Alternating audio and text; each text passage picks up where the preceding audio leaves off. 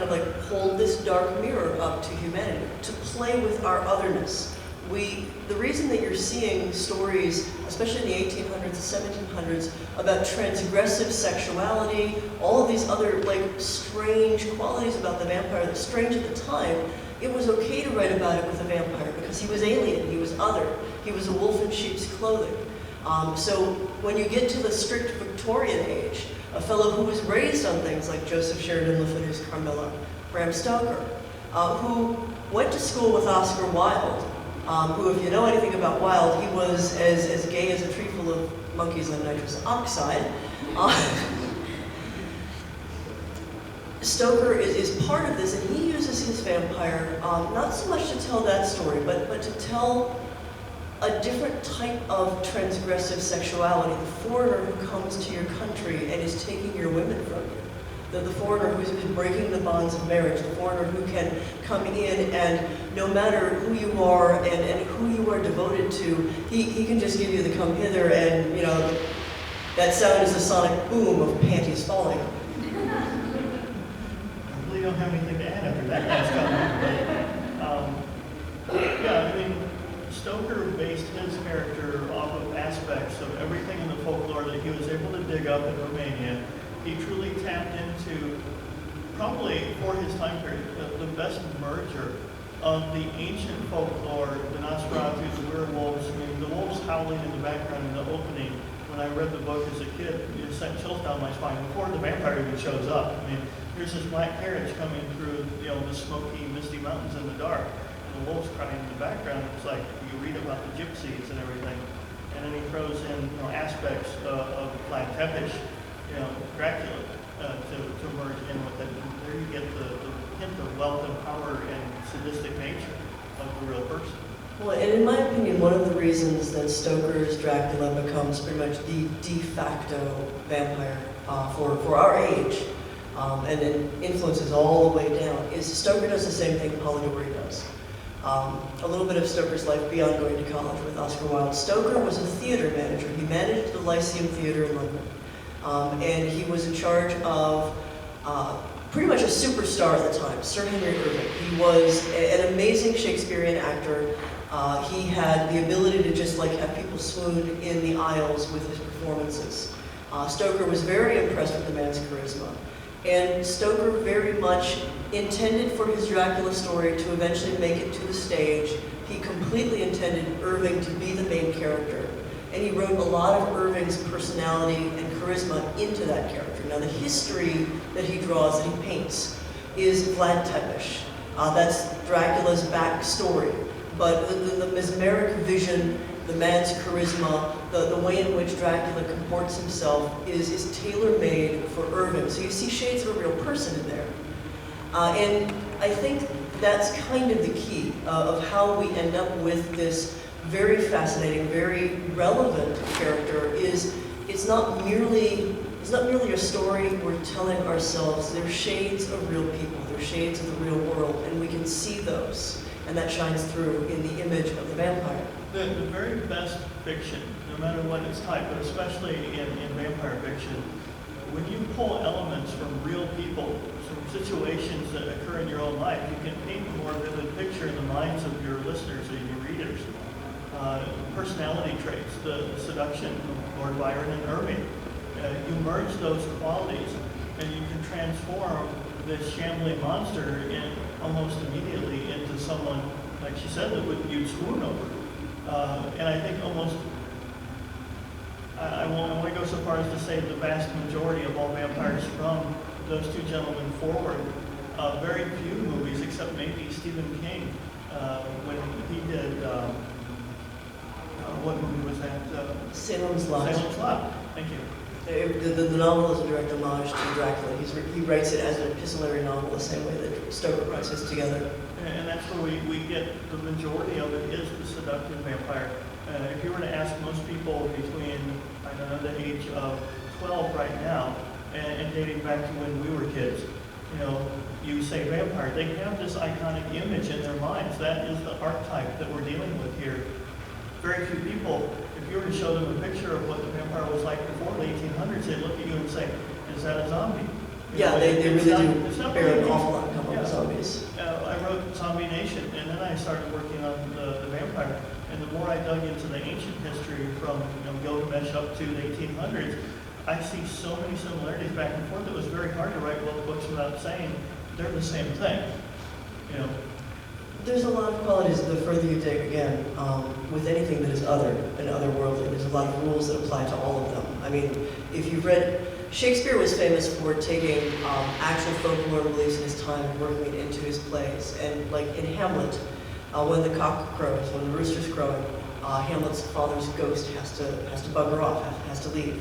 And that is a belief that goes all the way back to biblical times, that something that is otherworldly loses power, no longer has a place in our world once the sun comes up, once the light is there. It wasn't necessarily that they would spontaneously combust into a cinder, so much as the night was when they were free to roam. And the day was more a regular people time, it was normal time. It had stricter, clearer rules. It was the time of light. And that's not to say necessarily only the time of light beings or dark beings, because if we make that judgment, then if you go back and read the story of Jacob wrestling the angel that appears to him, he's kind of on the losing side of that until the sun starts to come up and the angel has to go away. And this was pointed out to me by one of my college professors, is so why does this angel have to leave when the sun comes up if the sun necessarily is now this is the realm of good things? So this is an angel. I mean, he's the person who gives Jacob his name and his whole purpose in that story. But there's something about the otherworldly being bound by certain laws of nature that we still see playing out in certain paranormal stuff. I mean, it really influences why many of us will want to ghost hunt at night, even though plenty of people will report experiences during the day. Yeah, it's not like there's a time clock alarm for all these things to disappear.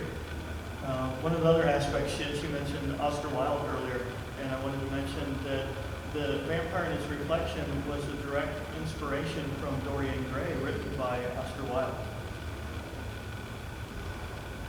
They were at a dinner party. The Stokers were famous for dinner parties. And Oscar Wilde, Stoker, and their Manx friend, Hummy Begg, were actually talking about Sir Henry Irving.